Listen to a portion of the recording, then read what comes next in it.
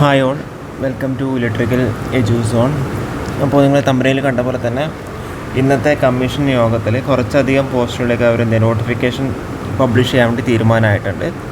ഇന്ന് അതായത് 13 ജൂലൈ 2026 നടന്ന യോഗത്തിൽ കുറച്ചധികം പോസ്റ്റിലേക്ക് നോട്ടിഫിക്കേഷൻ ഇറക്കാൻ തീരുമാനമായിട്ടുണ്ട്. നമുക്ക് ഏതൊക്കെയാണെന്നില്ലാരും നമുക്കവിടെ 1 by 1 ആയിട്ട് നമുക്കവിടെ നോക്കാം. അപ്പോൾ ഏകദേശം 44ഓളം തസ്തികകളിലാണ് അവർ വിജ്ഞാപനം പ്രസിദ്ധീകരിക്കാൻ വേണ്ടി തീരുമാനമായിട്ടുള്ളത്.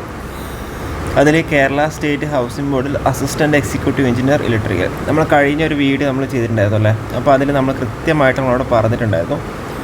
നമ്മളവിടെ എയുടെ പ്രൊമോഷനും കാര്യങ്ങളെല്ലാം നമ്മൾ പറഞ്ഞു. അതിൻ്റെ കൂടെ അതിൽ എയിൽ അസിസ്റ്റൻറ്റ് എക്സിക്യൂട്ടീവ് എഞ്ചിനീയറിൻ്റെ കാര്യം പറഞ്ഞു. അപ്പോൾ അതിന് നമുക്ക് 2 രീതിയിലാണ് റിക്രൂട്ട്മെൻറ്റ് നടത്തുന്നുണ്ടാവുക. ഒന്ന്, അസിസ്റ്റൻറ്റ് എഞ്ചിനീയറിന് പ്രൊമോഷനായിട്ട് നമുക്ക് റിക്രൂട്ട്മെൻറ്റ് നടത്താം. അല്ലാന്നുണ്ടെങ്കിൽ നമുക്ക് PSC വഴി ഡയറക്റ്റ് റിക്രൂട്ട്മെൻറ്റും നമുക്കവിടെ നടത്താം.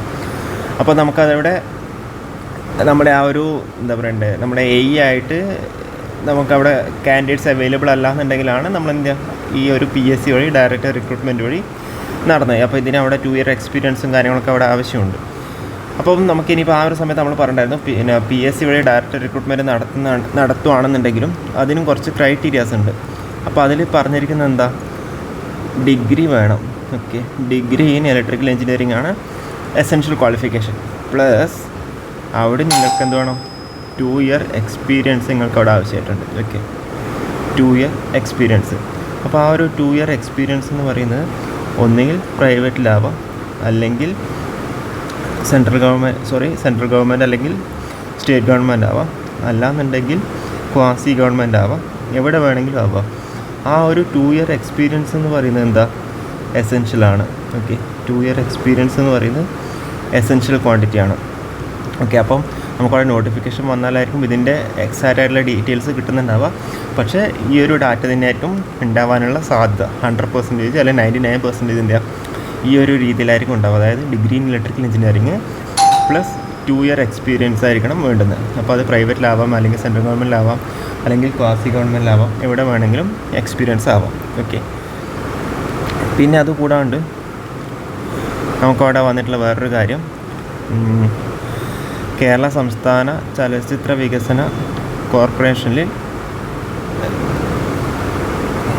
ഇലക്ട്രീഷ്യൻ എന്നുള്ള രീതിയിൽ. ഓക്കെ, കേരള സംസ്ഥാന ചലച്ചിത്ര വികസന കോർപ്പറേഷൻ ലിമിറ്റഡിൽ ഇലക്ട്രീഷ്യൻ. അപ്പോൾ അതും എന്തിയാ, നമുക്കവിടെ ITI ഉദ്യോഗാർത്ഥികൾക്കുള്ളൊരു ഗോൾഡൻ ഓപ്പർച്യൂണിറ്റിയാണ്.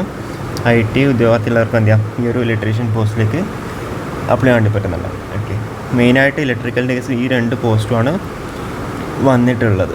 ഓക്കെ, അപ്പോൾ അല്ലാതെ കുറച്ച് പോസ്റ്റുകൾ ഉണ്ട്. അപ്പോൾ ഇപ്പോൾ നമുക്ക് ഇത്രയാണ് ഉള്ളത്. ഇതിൻ്റെ കൂടുതൽ വീഡിയോസായിട്ട് വീണ്ടും വരാം. ഈ ഒരു നോട്ടിഫിക്കേഷൻ ജൂലൈ മാസം 30 വരുന്നുണ്ടാവും. ഓക്കെ, പിന്നെ അവിടെ NCA റിക്രൂട്ട്മെൻ്റ് ഉണ്ട്. NCA റിക്രൂട്ട്മെൻറ്റിൻ്റെ കേസിൽ പറയുമ്പോൾ ഹാർബർ എഞ്ചിനീയറിംഗ് വകുപ്പിൽ അസിസ്റ്റൻറ്റ് എഞ്ചിനീയർ ഇലക്ട്രിക്കൽ, അത് NCA ആണ് സംസ്ഥാന തലത്തിൽ.